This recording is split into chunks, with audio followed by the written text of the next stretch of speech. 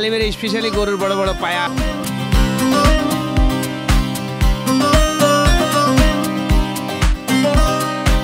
সারাদিন রোজা রাখার পরে ইফতার কে কিভাবে করছে, যারা পথে রয়েছে, যারা দোকানে রয়েছে, আজ আমরা সেটাই জেনে নেব।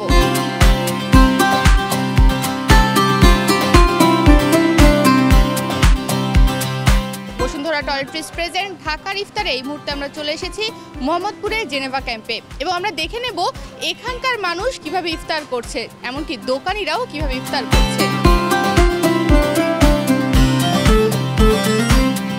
সব মশার বিরুদ্ধে সুরক্ষা দিতে এলো বসুন্ধরা এক্সট্রিম অ্যারোসল, মশার বিরুদ্ধে এক্সট্রিম সুরক্ষা।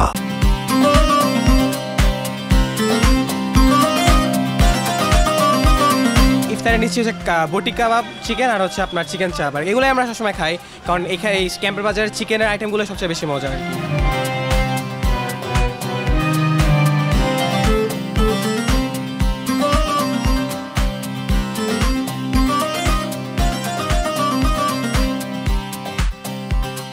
এই মুহূর্তে আমরা আছি মোহাম্মদপুরের বিখ্যাত বোবা বিরিয়ানিতে। বোবা বিরিয়ানির বৈশিষ্ট্য কি, কেন এটা এত বিখ্যাত? আমাদের হলো বিফ কাচ্চি, বুঝছেন ম্যাম?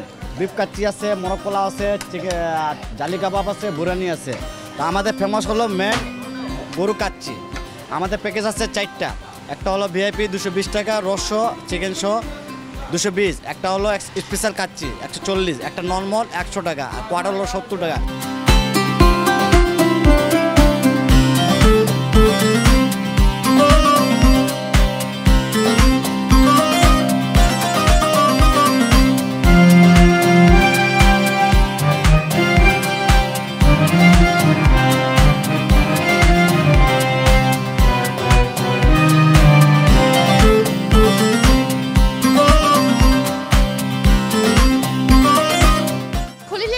স্পেশালিটি কি?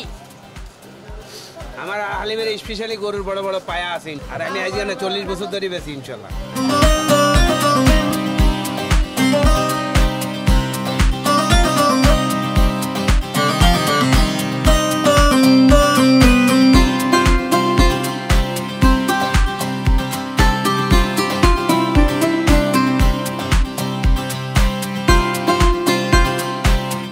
ভোজন রসিক বাঙালির অনেক সময় ইফতারের পর একখিলি পান না হলে চলে না। আমরা এই মুহূর্তে আছি মোহাম্মদপুরের জেনেভা ক্যাম্পে এবং এখানকার এক পান বিক্রেতার কাছ থেকে আমরা জেনে নেব ইফতারের পর তার পান কেমন বিক্রি হয়। তো রমজানের মধ্যে 4-5 বিঘা পান বিক্রি হয়, নামাজ টামাজ পড়ে টুড়ে দিয়ে চলে আসে পান দোকানে।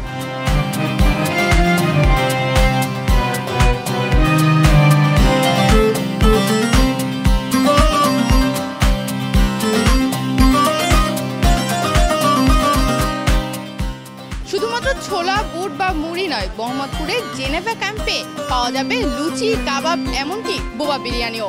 বসুন্ধরা টয়লেট্রিজ প্রেজেন্ট ঢাকার ইফতারে আজ আমরা চলে এসেছিলাম মোহাম্মদপুরের জেনেভা ক্যাম্পে। আগামী পর্বে আমরা হাজির হয়ে যাব ঢাকার অন্য কোনো প্রান্তের ইফতারি নিয়ে, সেখানের ইফতারিতে কি পাওয়া যায় এবং সেখানকার মানুষজন ইফতারিতে কি খাচ্ছে, সেসব কিছু আপনাদের জানাবো।